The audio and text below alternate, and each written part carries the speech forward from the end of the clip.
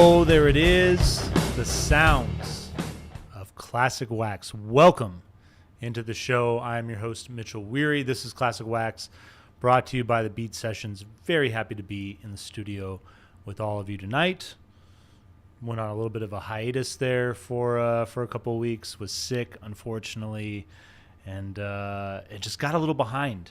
You guys all know that I do have a full-time job. Unfortunately, the Beat Sessions does not pay the bills.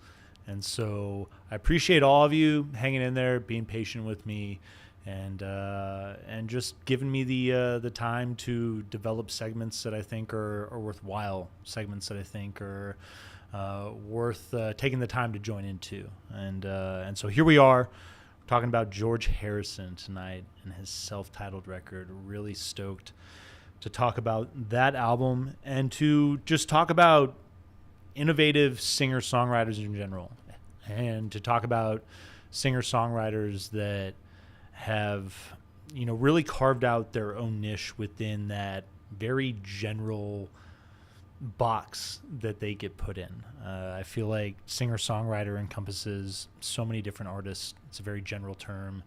It's a term that doesn't really apply any type of idea of what is going on sonically. It's just, hey, here's an individual doing their thing, and that's about it. So tonight, obviously featuring George Harrison, but talking about Bartees Strange and Sharon Van Etten as well, two incredible musicians, probably two of my favorite artists that are out there right now that you could simply classify as singer-songwriters, but individuals that really have, through their creativity, through their songwriting prowess, have really developed a style that is all their own, something really unique. And there's certainly recognizable influences that are there in all of their sounds, but both Sharon and Bartees, I think, are artists that are so one of a kind right now. People that, again, bring that familiarity, but there's something about the personality of these two individuals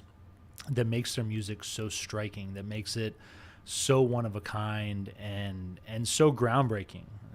All these artists, I feel like, are people that have at some point in their life listened to George Harrison, who have taken influence from them in their creativity. And so to be able to feature them all in this episode is really a lot of fun for me, and it's truly exciting. And we'll get this review out for Bartees Strange sometime tomorrow. I do apologize. I'm almost caught up, you guys. I had a lot of records, a lot of notes, and it's more about just filming and dealing with some of my technology, which isn't quite up to par. If you feel like helping out, a little chat would help out here in the live stream. Any type of monetary, call it a gift, call it what you will. But all of that stuff goes to help with production, help to make the show better, and it's very much appreciated. So let's get into this here real quick. Classic Wax, if you're not familiar, is once a week we take a look at a classic record, try to tie in some of the stuff that we're looking at from a contemporary standpoint. Two big caveats are that the record must be 20 years or older.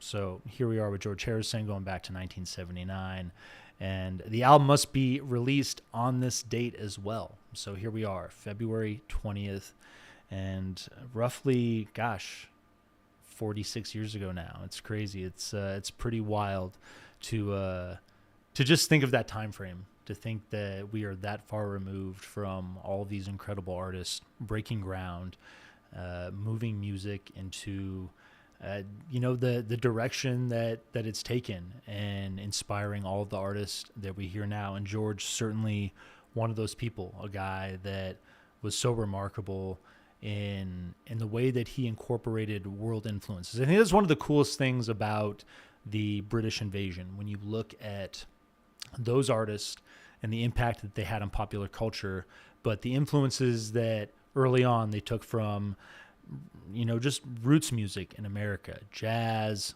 blues, everything that was going on as far as folk and Americana, and the way that later on in their careers, they were able to take that and to just blow it up into something completely original, completely their own, but also with those recognizable influences. And George Harrison's one of those guys, especially with the influence of Indian music. I believe he's probably one of the first people in mainstream music in general, mainstream pop music, to incorporate the use of the sitar. You go to early works, Rubber Soul, Norwegian Wood. The man is he's so dynamite. The Quiet Beetle was I know John and Paul are an incredible songwriting duo, and I know that they wrote the majority of the music that the Beatles put out. But you think about the compositions that were written by George and some of those later records, and just his influence in the studio, in the songwriting process, what he brought to the table. The Beatles would not be the Beatles without George, in my opinion. He's definitely my favorite.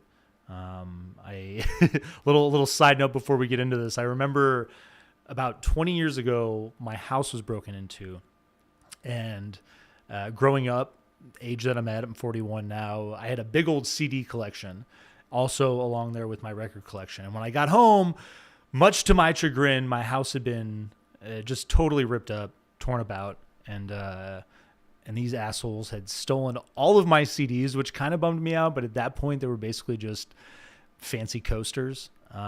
They didn't touch my record collection, and very thankful for that. But when I thought about it a few days later, I was like, shit, they stole my Concert for George CD, which features that incredible performance of While My Guitar Gently Weeps. Got that Prince solo on that, and a number of other just incredible performances. The first disc, if my memory serves me well, because it's been a while since I've listened to it, but pretty much featured Indian-driven music, a lot of sitar work, a lot of kind of like jamming in that regard. And then the second half was more of the Western contemporary rock and roll driven portion of the concert.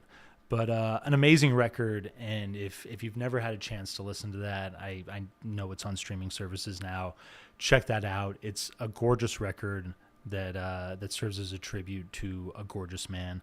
And yeah, that's kind of your little open there. Let's get into this, though. I want to talk about this record from Bartees Strange, Horror, to lead things off. This is a man, UK born, but a military brat, so to speak. So spent a lot of time moving around and not really having a home base. But a man whose mother was an opera singer and very established. I believe they ended up in Oklahoma, and she taught there at the university.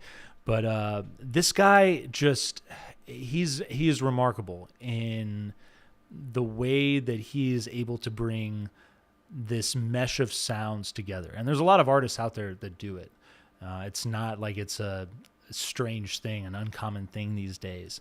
But there's something about the way that Bartees does it that it's so unique and it's so one of a kind. And was reading some stuff recently. He's talking about coming off the record Farm to Table, released back in 2022. And the recognition that he's received. Talks about running into this after party, running into Jack Antonoff, who recognized him, who was like, Bartees. And Bartees turns around and he's just like, no way. There's no way that you are calling me out by name and saying what's up. But alas, like I think that's probably one of the funnest things that goes along with being an up-and-coming artist, realizing that all of these profoundly influential people are recognizing you for what you're doing, because it's also profoundly influential. And Bartees is a guy that takes indie rock and garage rock. He combines it with hip hop and funk, jazz, and these compositions that he creates are so tight.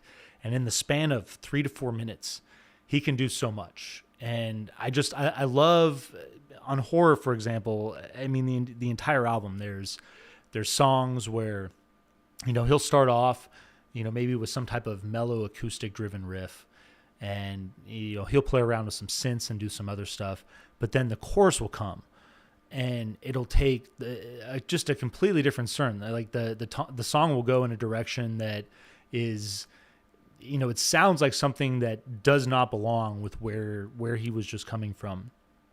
But I think that that's a big part of what ties into his ideology a lot. He is a guy that takes a lot of the soul and spirit of black music, and you listen to his lyrics, and the man is just immensely profound. His insight, what he talks about, and the way that he talks about those issues they're so mind-opening, they're so innovative, and he does so in a way that extends an olive branch. He's a guy that can write about something outside of your experience, but it'll resonate with you in your own experiences, the way that he talks about it, the way that he chooses to write about it, the universal quality of his lyrics are just so incredible. And this guy and his style, his voice especially. I would say the one thing that bums me out about Horror a little bit is the vocal production. I think aesthetically, I recognize what he's going for on this record, trying to incorporate that vocal element as more of, just another instrumental component versus being a standout. But the man has a really remarkable range, and he can go from this kind of like deep baritone quality to this high soulful falsetto. It's really quite remarkable what he's able to do, again, sonically, vocally, and lyrically in his compositions, again, within such a tight span of runtime. And that's I'd argue that that's where the punk influence, the indie influence, the garage rock comes in. But I'm listening to this new record, and there's also influences of like UK garage, just so much going on sonically that it's a record that I would certainly encourage all of you to check out. It's probably my favorite record of the year so far. Just what he is able to do with all these different influences in not just even in the songs, the way that he puts them together, but the flow of this record, Horror, from start to finish, the continuity of it, and the way that every time you drop the needle on this thing for a long time to come now, you're going to find something unique and something different and something exciting about the album. And it's just kudos to him for continuing to just push himself and to not be distracted by the limelight. There's, he talks about hanging out with Taylor Swift at an after party as well. All of these experiences that, most people don't get to have in the entertainment industry. It's kind of a signal that you've made it, so to speak. But where some people could become complacent, I feel like Bartees has just been driven more by those experiences, by those influences, by those conversations. And yeah, it's great to see other artists and other producers and other people in the industry reciprocate the excitement around what he's doing. Because again, he truly is one of a kind, and one of the more innovative artists out there. And I just definitely would encourage all of you to check out that record. Moving on to Ms. Sharon Van Etten. This is another record, putting this album out with The Attachment Theory. This is the first time that she has made a concerted effort to get into the creative process with other people. She's the type of artist that writes on a very personal level. She talks about how it's extremely therapeutic.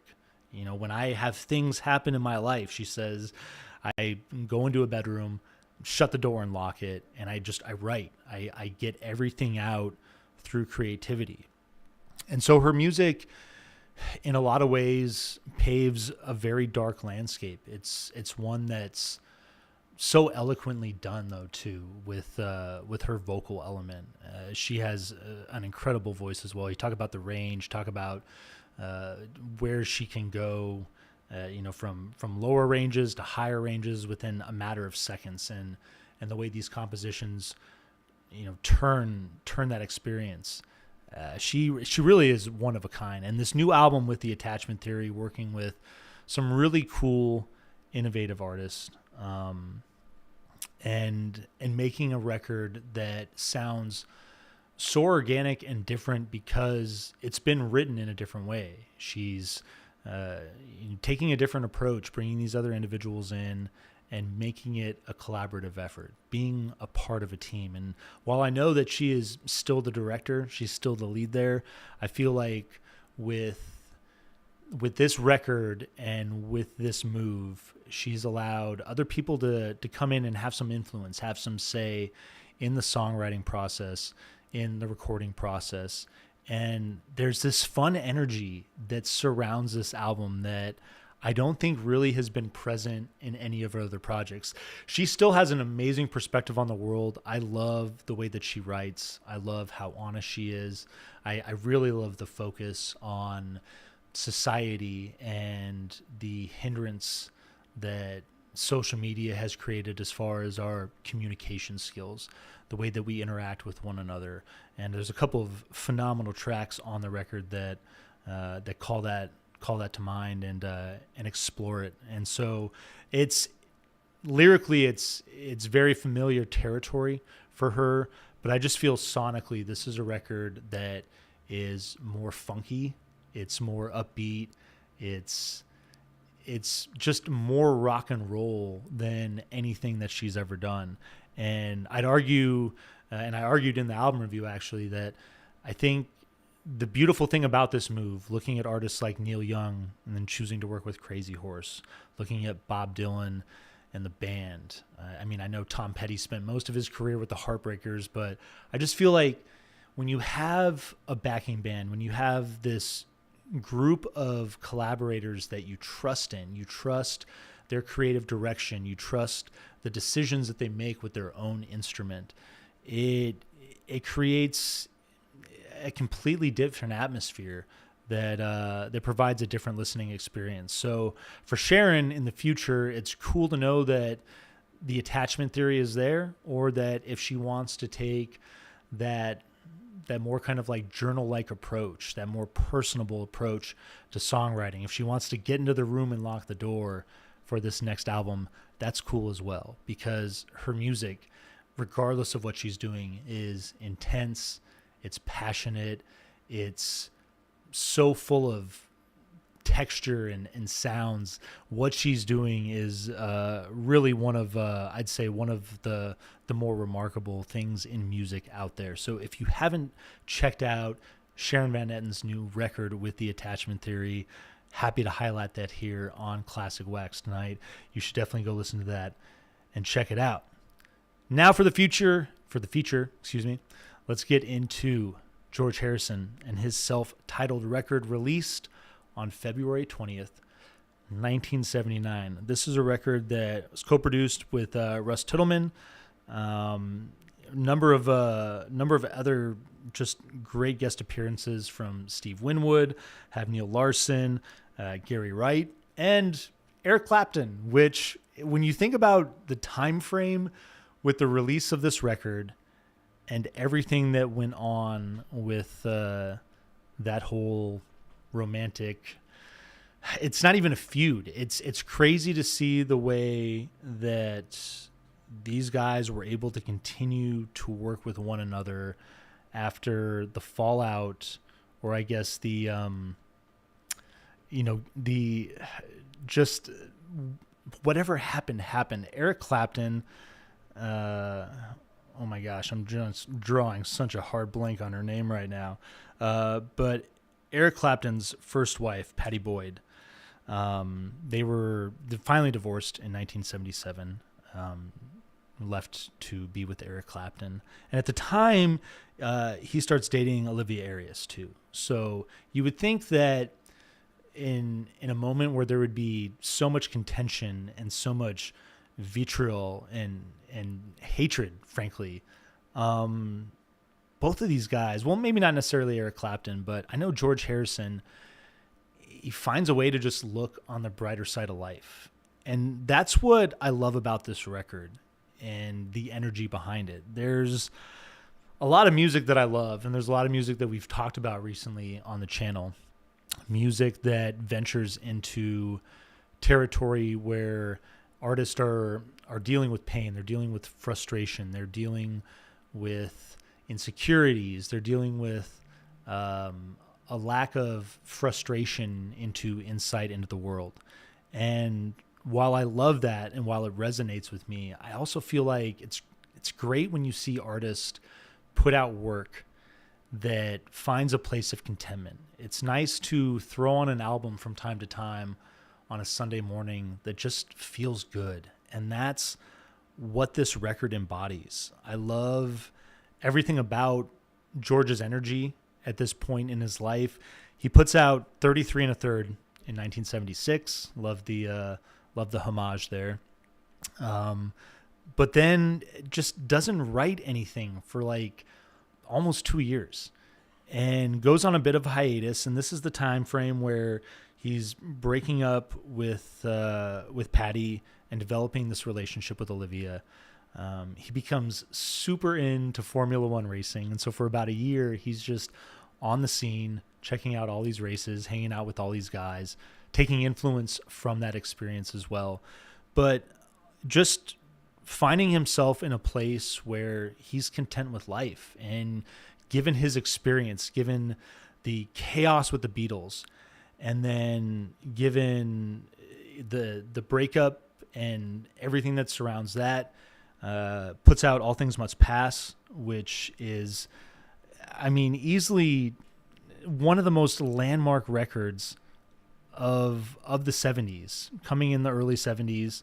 But, All Things Must Pass, triple album, big old effort, produced by Phil Spector and George Harrison. I think it's got a runtime of it's like 100 minutes or something like that, maybe even a little over. But a record that really broke ground for him, and I feel established him as probably the best solo Beatle right out of the gate there. And I would still argue it, even with the frustration of records like Dark Horse and Extra Texture. He did have a rough phase in the mid 70s. And I mean, those albums aren't bad. They're still George Harrison records, but I feel like you have a guy that was in a phase, in a time of his life where he was all about exploration. He was all about trying something different, trying something new, trying to branch out. And both those albums that I just mentioned, not very well received. And so he puts out 33 1/3, kind of getting back to form a little bit there. And you would think that most artists trying to ride off that energy, they would, try to put something out a little faster, but he doesn't do that. He goes through life. He deals with this relationship scenario. Olivia becomes pregnant with Danny, so George has his first and only child. And there's just, I feel like there's a lot going on personally in his life that A, he wants to focus on, and that B, when it finally came time to record this self-titled record, he just found himself in a place where he was finally happy. He was finally content with his life. He was content with his career, and was in a spot to make music that was about celebrating versus, pining over lost loves or angst or any of the things that generally drive rock and roll music. I love the studio, Friar Park Studio, Henley-on-Thames.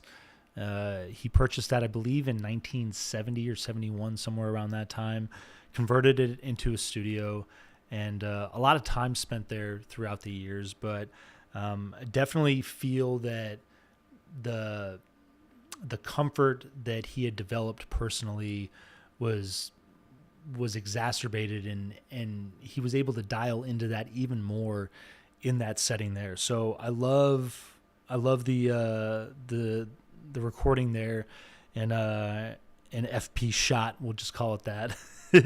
But also with this record, taking a big influence from All Things Must Pass. I think that given the success of that record, given everything that he was doing sonically on that album, he wasn't trying to just copy that, but I think that there was a foundation there in that record, the success of that album, the brilliance of it, and everything that he was able to do, and to distill that into 10 just wonderfully just built pop songs that are so easy to listen to, this breezy feel. You think about the time and place, 1979, the influence of rock and roll in general, kind of a little bit on the back end of the yacht rock phase. And it's incredibly interesting when you think about his choice. I mean, he really didn't give a damn. Like, this album really is a record that he put out on his own. I mean, February 20th, what is it? It's like 10 months from now, The Clash put out London Calling.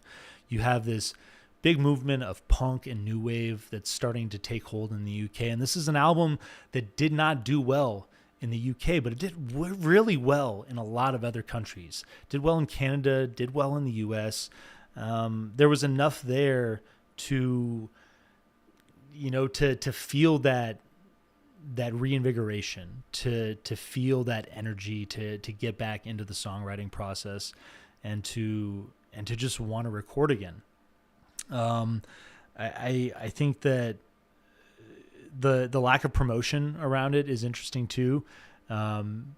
Probably a big part of the lack of success in the UK. But again, I think we have the brilliance of this record in George finding that comfortable space and making art for the sake of making art. I think a big part of the feel of this record too, no doubt, comes from that time off that he took, chilling out, going on holiday with Olivia, and Maui was a big influence. And you can feel that island energy on this record. There's no denying that when you drop the needle on this thing, that, I mean, personally anyway, I would love to just be in a hammock, looking at the ocean, headphones on, enjoying a little bit of sun and shade, and just taking life in for all of its beauty and all of its wonder. And I had an interesting conversation recently with someone, little side note here, but it ties into it, talking about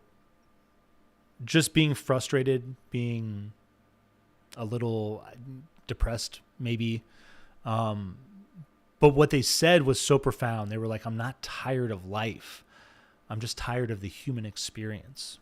And that hit me like a ton of bricks. That hit me in a way that nothing has hit me in a really long time. And it makes sense. The human experience is exhausting, especially now in the modern age. We're just inundated with so much constantly from social media.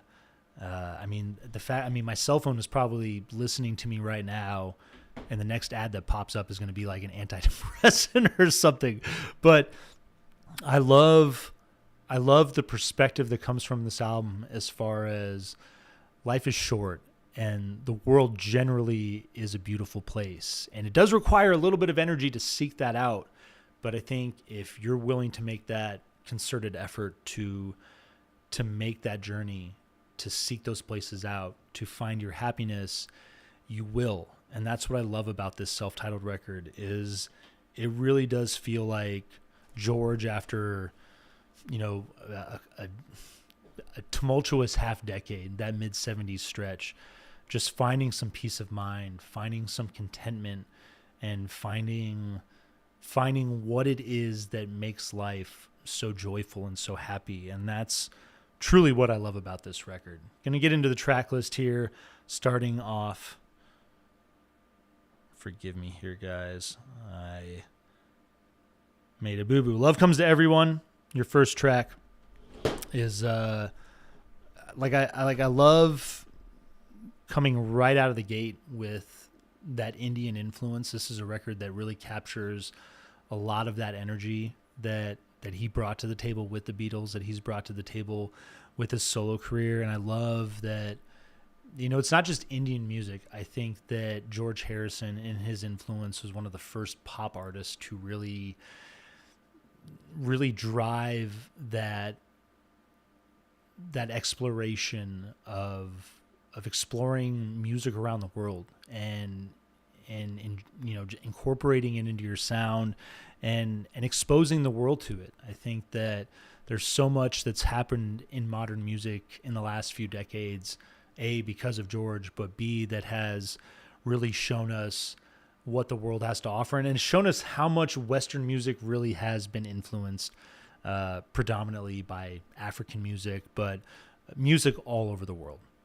And so Love Comes to Everyone is your opening track, has that big Indian influence, electric rhythm and lead to open up, groovy but gentle rhythm. And that's a big part of this record. The rhythm that drives, that maintains this upbeat, jovial nature, but it also, in a lot of ways, kind of takes a back seat. It's very complimentary. It's just such a brilliant balance there. I love the sharp, fuzzy guitar solo that works into this track.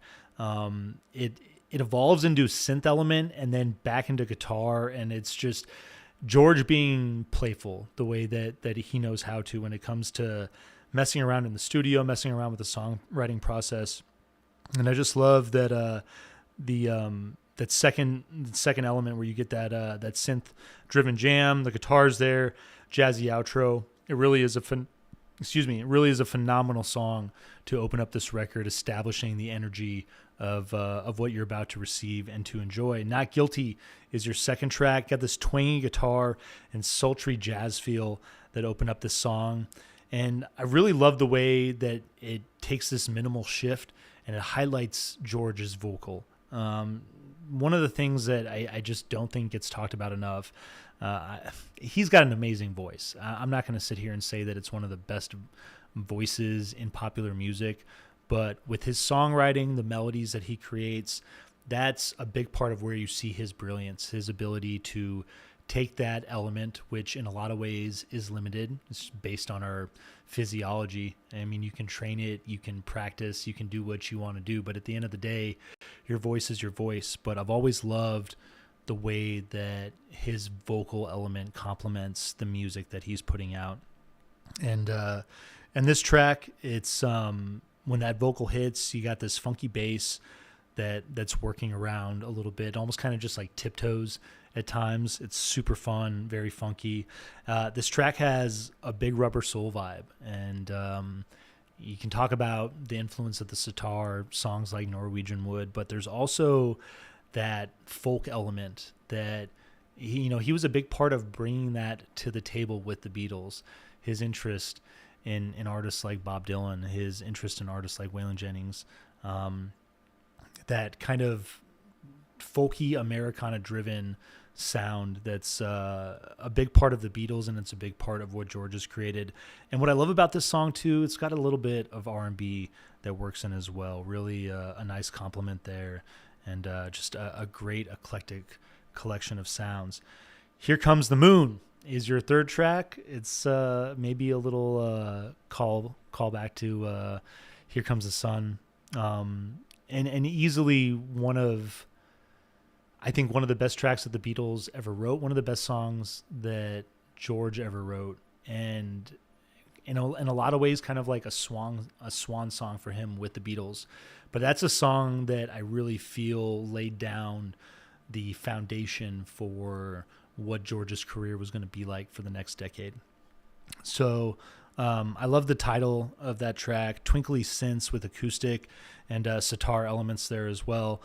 Simple downstrum on that guitar. I really love the simplicity of that guitar riff to open, the vocal that's element there. This is really an ethereal track that just is begging the listener to get away. And you talk about the holidays in Maui, the experience there, and just the relaxation, the peace of mind that he was able to find, and you can feel that pouring off of this track. There is that yacht rock influence. I'm just going to say it. I don't think it's a negative thing at all. I think some people think of that genre in a way that's not so flattering. But there's Steely Dan. I mean, there's so many artists that I really think brought a lot to the table with that sound, that mid to late 70s soft rock sound that really is driving a lot of the feel of this record. But I love the twangy acoustic guitar, psychedelic harmonies that were at play on this record. And I bring up those the twangy guitar on this record, and I got to say that for all the influences that are here, this really is still predominantly a rock and roll record. I'd argue it's a soft rock record with the acoustic element, but just really a signature track in my opinion, given all the influences, the history, and the trajectory that you're feeling with George moving forward with this record. Soft-Hearted Hannah is your fourth track. Voices of a Barroom are going to open this thing up. It's got this like driven country, like folk ragtime feel to it. Twangy guitars, jaunty rhythm. Love the slide solo that's at work here. It's one of the things that George did so well in his solo career. The presence of the slide guitar in his compositions is outstanding. Just love that big New Orleans influence on this song. And this is a track that, to be completely honest, is about a mushroom trip. There's a lot of psychedelic language in the lyrics, and it's a I am no doctor, and so I don't want to give any type of medical advice on this channel. I will say that before I say this statement, but there's just something about that experience, about the way, if you've ever read Doors to Perception, Aldous Huxley, it's an essay about his controlled mescaline trip, and he just talks about the way that psychedelics suppress the simple physical needs that occupy the subconscious, the need to eat, to drink water, to reproduce, to simply survive. All those things are suppressed, and you find yourself in a place where I just would argue that your perception of the world, your insight is tuned in. It's so on point. It's so keen that it's worth it. I would say to dabble if you haven't. I think that there's something about the psychedelic experience that is worth celebrating, and this is a track that does that, and I love it for that reason. Blow Away is your fifth track. This is a track that he talks about a storm that blew the roof off of FP Shot, blew the roof off of that beautiful studio and that beautiful home, and really embodies the spirit of this record. He talks about how it could have been a negative experience. He could have been sad. He could have been all of these things, but he uses that opportunity as a perspective to realize that life will be okay. The roof can be rebuilt, and I have all these other things in my life that are so good. And I just think that's so profound of him, and it's what makes this song so special. It's got these synth-driven keys and electric guitar that open up the vocal hits with the rhythm guitar. I really like the way that the breezy acoustic guitar and the vocals coming together. Drums hit to create this mellow groove, so it keeps building and like riding that energy. Bright synth-driven textures. There's a little bit of xylophone in there. The influence of Indian music is there as well. But a track that it highlights the idea of optimism and carrying forward with that, and that the more that you carry that energy and continue to just think positively, the better things will turn out, the better that things will be. Ultimately, it is really up to you. Like, you can take a bad experience and ride the negativity, or you can learn lessons from it. You can develop perspective, and you can move forward and just be a better, stronger person. It's really what I feel is captured in the song Blow Away. Your sixth track, Faster, is going to kick off the B-side of this record. You got this Formula One fade-in on a track that really has a big kind of like ELO style. His experience with Traveling Wilburys, working with Jeff Lynne, it kind of makes sense that there's this sound here, and I absolutely love it. I love the open drive of the acoustic rhythm, the lead electric guitar, and the strings that work in are really exceptional on this track. Soft, breezy textures lead into the big string-driven moments, and they develop this sense of urgency. There's this feeling, this is a track that is very obviously built off of his time in all those Formula One races. Nicky Lauda, I believe is how you say his last name, Nicky Lauda, but a very successful Formula One racer, and made a big comeback in his career, and this song celebrates that. So it's a lot of what George is doing on this record, I feel, is celebrating the comeback. Even coming off of 33 and a third, this is a record that a lot of people would argue reestablished him in his legitimacy as a songwriter, and I think this is a great moment to celebrate that. There's a lot of that influence here on this record, but I would completely disagree with anyone who says that this whole record is about Formula One racing. It is not. I think that you can distill from the lyrics a lot of the energy that was derived from that time and from those experiences, but it's about more than just racing cars, if I may just say that. Dark Sweet Lady is your 7th track. Gorgeous arpeggiated acoustic guitar, bit of slide that works in there, brilliant element, harp sounding component as well. I mean, I do believe it is actually a harp that is working there, but I love the galloping percussive elements, bring a Latin flair to the track, along with some Indian influence as well. So I love just stretching out all over the world, combining these sounds, bringing them together, really makes that a special track. Your Love Is Forever is your 8th song. Loose electric guitar intro, bass wanders in the background a little bit. I really love the production on that instrument there. Minimal percussion hits with the vocal on this track, and the different harmonic nodes that he's working with on the track, showing off that guitar prowess in just such a subtle, fun, engaging way. It's one of the things that makes that track so special. Soft Touch is your penultimate track. Your 9th song has got galloping percussive elements and guitar play to open. Song maintains a gentle feel as the vocal enters. Drums develop further as this track progresses. I really enjoyed that aspect of it. And then just the percussive elements become more layered and more exciting, and really bringing that island feel to the forefront, that just relaxed, call it, you could call it a number of different things, but just think of the sounds that you would enjoy if you were staring at a beach on vacation, Mai Tai in hand, and just casting off all the problems that you have in your life. This song captures that. If You Believe is your final track, your 10th song. Comes out jamming just with this prominent lead guitar. I really love that. Chorus features playful psychedelic synths, big uplifting energy, and a track that, George talks about how this song in particular, of all the tracks, really influenced by All Things Must Pass. And I just love when the lead riff works in and does its thing. Just a brilliant moment to close out this record.